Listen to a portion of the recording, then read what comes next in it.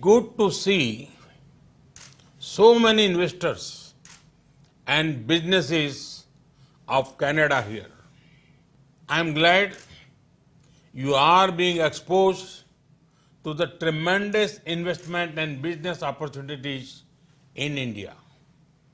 Friends, there is one thing common to most people in the audience. It has people who take investment decisions. Decisions which assess risk. Decisions which predict return while making investment.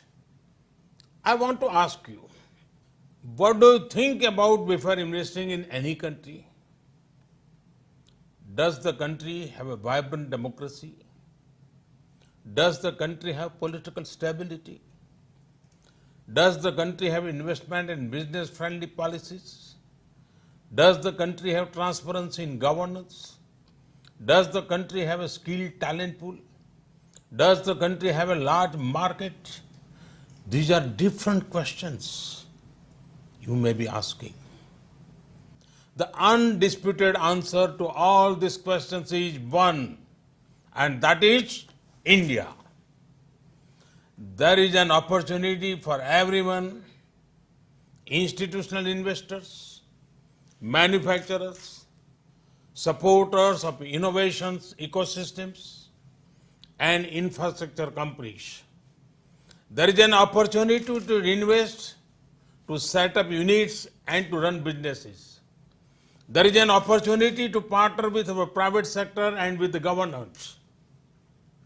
There is an opportunity to earn as well as learn. Not only that, as well as to lead. There is an opportunity to grow. Friends, in the post-COVID world, you will often hear of various kinds of problems. Problems of manufacturing, problems of supply chains, problems of PPP, etc. Problems are natural. However, India had not let those problems be. We showed resilience and emerged as a land of solutions. We provided free food grain to 800 million people and free cooking gas to around 80 million families.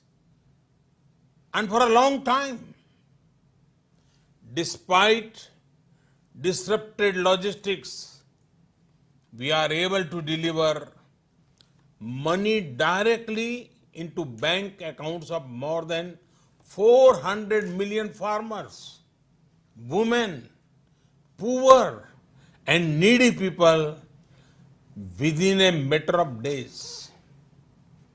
This shows the strength of governance structure and systems that we have built over the last few years. Friends, India is playing the role of the pharmacy to the world. We have provided medicine to around 150 countries so far during this pandemic. During March, June of this year, our agriculture export rose by 23%. This happened while the entire country was stringent lockdown. Today, our manufacturing is running on full stream.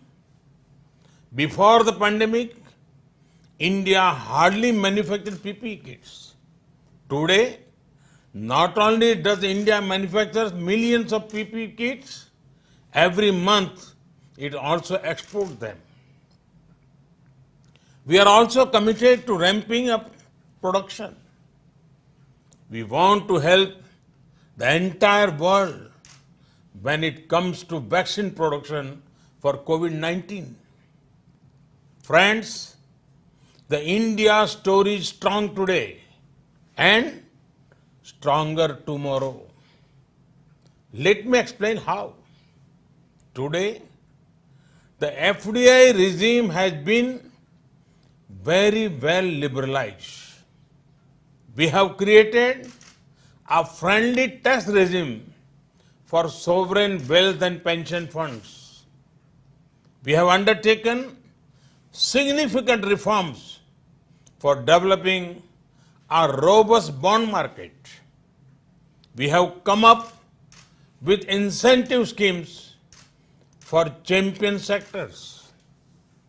Schemes in sectors like in pharma, medical devices, and electronic manufacturing have already been in operation.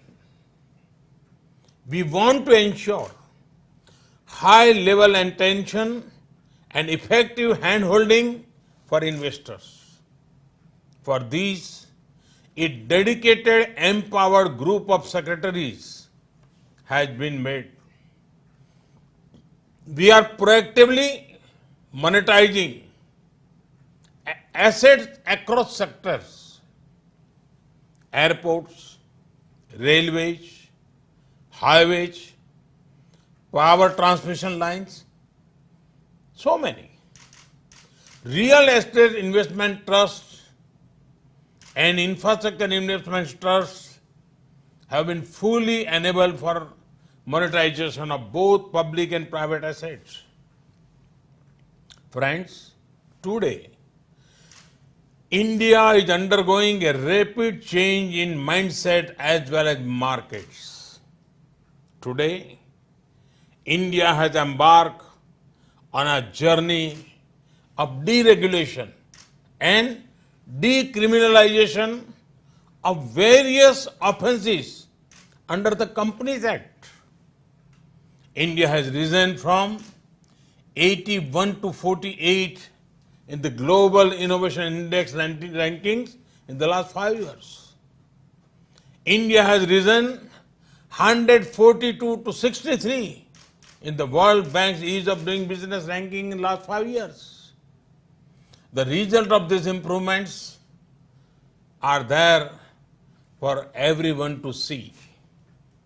India received around 70 billion US from institutional investors in a year and a half between January 2019 July 2020.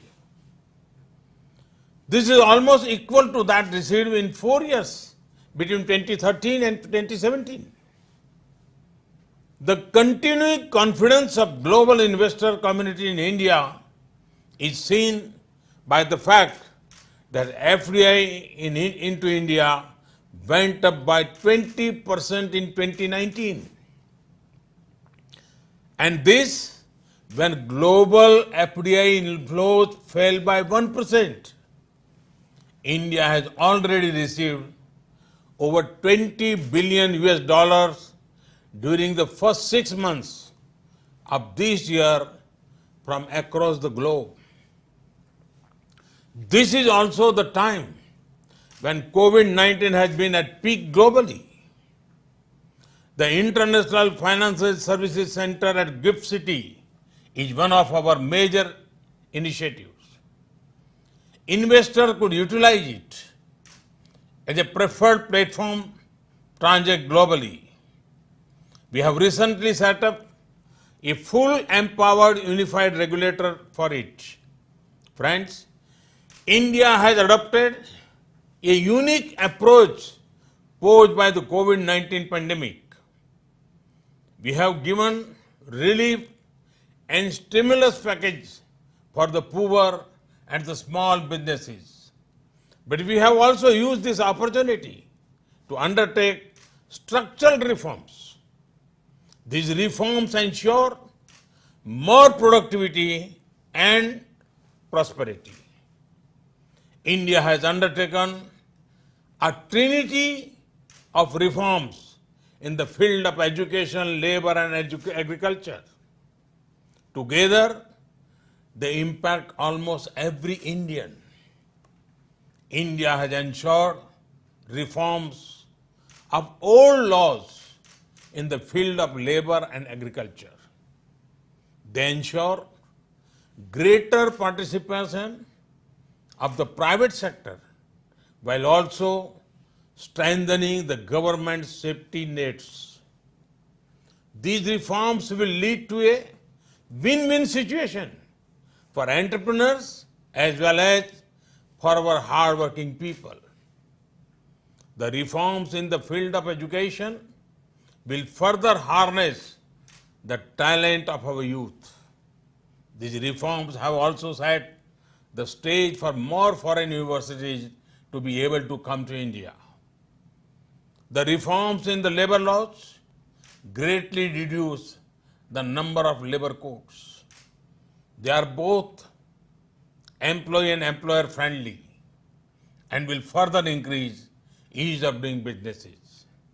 The reforms in the field of agriculture are far-reaching. They will not only give more choice to farmers, but will boost exports. These reforms will support our efforts to build an Atmanirbhar Bharat or self-reliant India.